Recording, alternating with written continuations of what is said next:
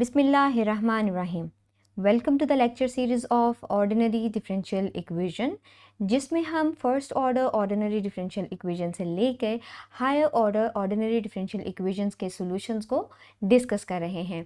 आज का हमारा टॉपिक है होमोजीनियस फंक्शन, बिकॉज इसके बाद हम स्टडी करने वाले हैं होमोजीनियस इक्वेशन के बारे में। तो चलें टाइम वेस्ट के बगैर बढ़ते हैं हम definition of the homogeneous function की तरफ।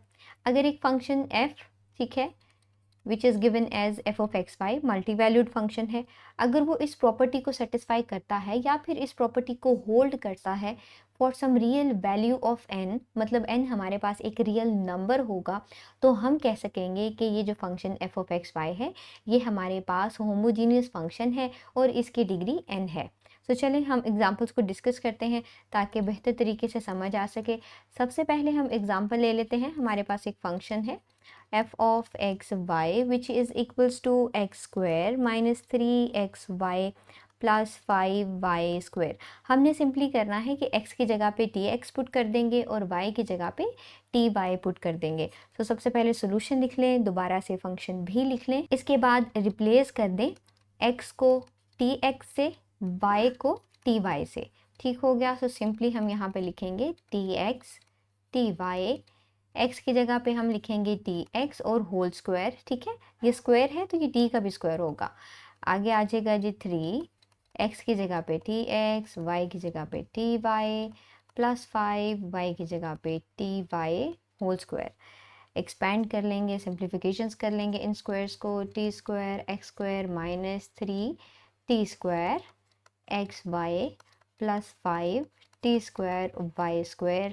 दोनों टर्म्स में से हम कॉमन ले सकते हैं t², ठीक है, तीनों में से, सॉरी। सो यहाँ पे आ जाएगा x² minus 3xy plus 5y²।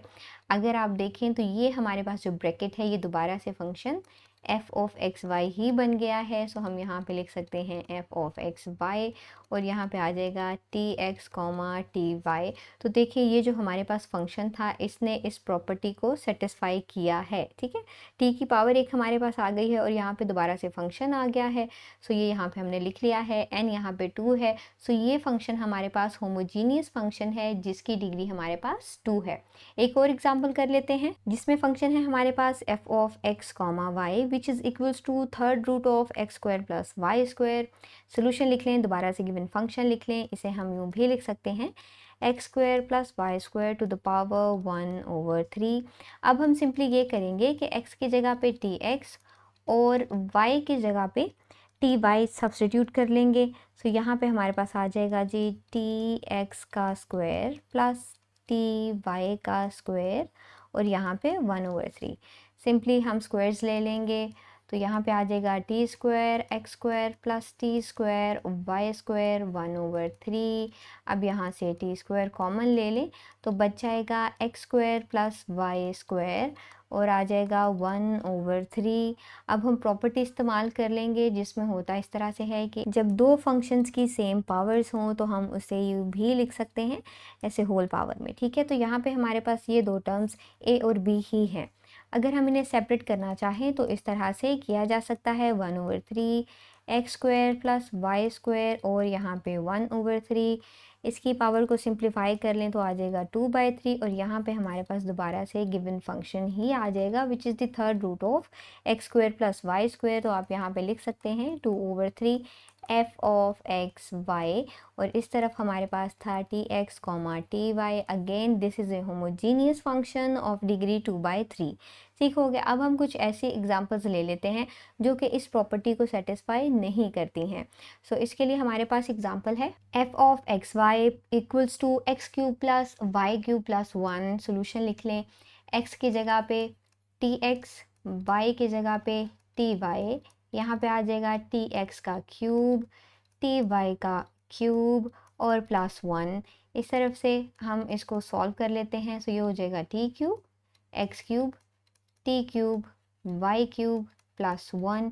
इन दोनों टर्म्स में से तो t³ कॉमन लिया जा सकता है, लेकिन आप नोटिस करें कि थर्ड टर्म में से t³ कॉमन नहीं लिया जा सकता है और हम ये function f of X Y दोबारा यहाँ पे नहीं बना सकते हैं। ठीक है, सो ये जो प्रॉपर्टी हमें गिवन थी कि फंक्शन में जब हम टी एक्स और टी वाई सब्सटीट्यूट करें तो उसमें से जो हमारे पास टी है वो बिल्कुल अलहदा हो जाना चाहिए, फंक्शन दोबारा आ जाना चाहिए, तो फिर हम कहते हैं कि फ़ंक्शन एक होमोजीनियस फंक्शन है।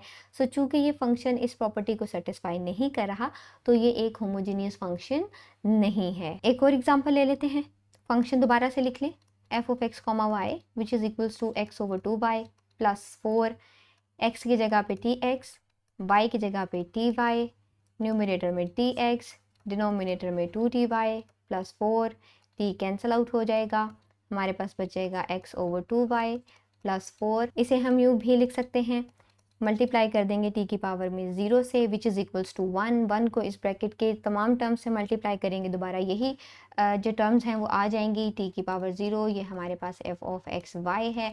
सो इट मीन्स दैट ये गिवन फंक्शन हमारे पास एक होमोजीनियस फंक्शन है बिकॉज ये प्रॉपर्टी को सेटिस्फाई कर रहा है, एंड हमारे पास यहाँ पे अगेन एक रियल नंबर है, कंडीशन सेटिस्फाई हो रही है, तो यहाँ पे डिग्री ऑफ द फंक्शन हमारे पास है 0। इसके अलावा अगर आप जो है इसको बहुत शॉर्ट वे में सॉल्व करना चाह रहे हों तो आप सिंपली डिग्रीज को इस तरह से भी कैलकुलेट कर सकते हैं कि जैसे हमारे पास फंक्शन है 6xy³ माइनस x² y²।